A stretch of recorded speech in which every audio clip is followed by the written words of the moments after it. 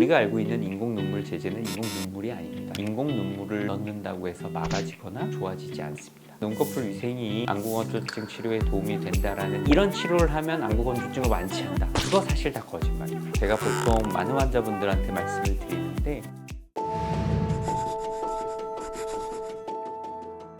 주시훈이랑 저기 안구 건조증 관련해서 얘기한 게 있어요. 중 역할이 이렇게 사극이면 진짜 여름도 힘들지만 겨울이 그렇게 힘들다며. 겉이 힘든 거는 똑같은데 저는 이제 뭐 킹덤 찍고 막 이렇게 하면 감정적으로는 겨울이 힘든 게 이게 그냥 과학적인데 우리 동공이 눈이 얼지 않으려고 너무 추우면 눈물이 계속 나와요. 아 뭔지 네, 알아요. 눈이 이렇게 해서 역할이 막 너를 죽일 거고 막 부모의 원수 이래야 되는데 둘 다 눈물이 그렁그렁해. 무슨 멜로야. 그거는 어떻게 해결이 안 돼 그게. 날 추우면 네, 네. 날 눈이 추우면. 얼지 말라고. 저는 그게 좀 힘들더라고요. 아 그게 얼지 말라고 나오는 거야? 네. 약간 노화라고 그러던데. 100% 확실한 건 아니야.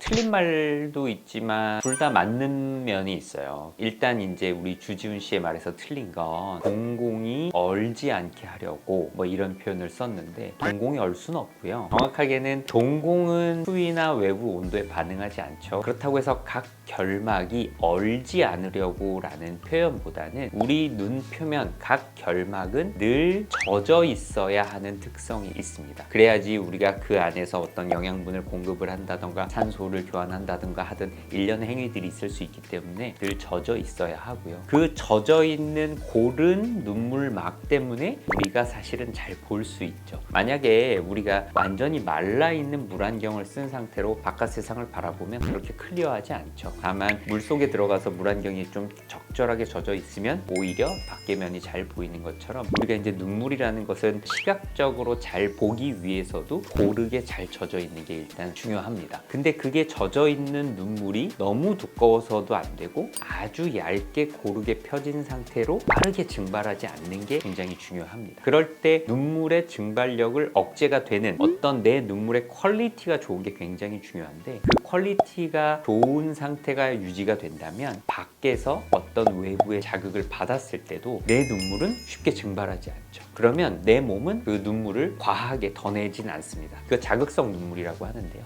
내 눈물의 퀄리티가 나빠서 쉽게 증발하는 상태가 된다면 각결막이 어떤 외부 자극으로부터 상처가 나는 것들을 억제하려고 눈물을 과하게 내게 되죠. 그래서 찬바람에 노출되거나 했을 때 우리가 거꾸로 눈물이 나게 되죠. 제가 아까 말씀드렸던 주지훈 씨의 말이 맞는 면도 있다는 건 결국은 내 눈물의 질이 나쁜 상태의 사람이 외부의 어떤 자극이 왔을 때 상처로부터 보호하기 위해서 눈물을 과하게 내게 되죠. 이 자극성 눈물이 너무 많이 나다 보니까 눈물이 흘러 넘치게 되는 거죠. 그런데 또 제가 유재석 씨의 말도 맞다라고 말씀을 드리는 게 눈물막 불안정성을 만드는 굉장히 중요한 원인 중에 점액중의 부족, 그리고 눈 표면의 염증, 마이보험샘 기능 장애 등이 있는데 이러한 일련의 과정을 일으키는데 가장 중요한 팩터가 노화입니다. 노화에 의해서 눈물막이 불안정해지게 되면 외부의 자극으로부터 자극성 눈물을 쉽게 흘리게 되고 자극성 눈물이 난 것이 결국은 우리가 흔히 말하는 눈물 흘림으로 나타나게 된다. 이렇게 설명드릴 수 있을 것 같습니다. 우리 대부분의 사람들이 이것 때문에 어떤 시력에 영향을 주거나 큰 변화를 일으키진 않죠. 다만 결국 눈물막이 불안정해진 상태를 계속 두면 눈 표면에는 만성적인 염증 반응이 일어나게 되고요. 그로 인해서 사실은 마이보험샘 기능 장애를 구조적으로 더 망가뜨리게 되면 지금과 같은 증상이 점점 심해지는 쪽으로 가게 되죠. 거기에다가 노화도 겹치니까요. 그래서 야외 활동만 하면 눈물이 난다 이런 얘기들을 사실 중장년 이상의 환자분들은 정말 빈번하게들 말씀을 하시게 됩니다. 그런 것들을 젊은 시절부터 조금 미리미리 관리를 한다면 나이 들은 이후에도 불편감을 좀 줄이는 데 큰 도움이 될 수 있다 이렇게 말씀드리고 싶습니다.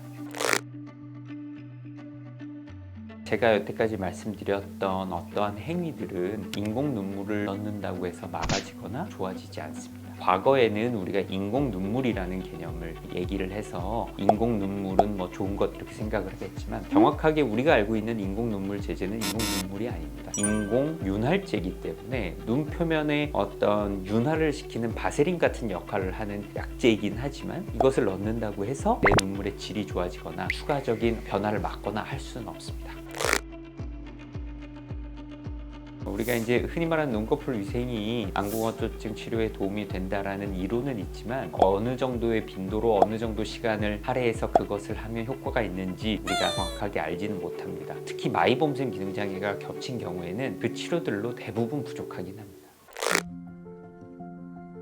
제가 보통 많은 환자분들한테 말씀을 드리는데 안구 건조증은 완치하는 질환은 아닙니다. 우리가 내 피부의 어떤 보습, 피부 관리를 이번에 한 번 받고 영원히 피부를 관리하지 않아도 되는 날이 올까요? 세상에 그런 건 없듯이 안구 건조증도 마찬가지로 내 눈물막과 표면을 일정하게 유지하기 위해서 노력하는 질환이고 유지 관리하는 질환입니다. 또 이렇게 논의를 너무 단순하게 하는 거는 제가 사실 경계하는 내용인데 이런 치료를 하면 안구 건조증을 완치한다. 그거 사실 다 거짓말입니다. 마이봄샘 기능 장애를 타겟으로 한 치료들은 이런 것들이 있다라고 제가 소개해드릴 수는 있지만 사실은 그때 상황에 맞는 적절한 치료, 전반적인 상황에 맞는 치료를 하는 것이지 어떤 한 가지를 가지고 딱 치료를 할 수 없다. 이렇게 말씀드리고 싶습니다.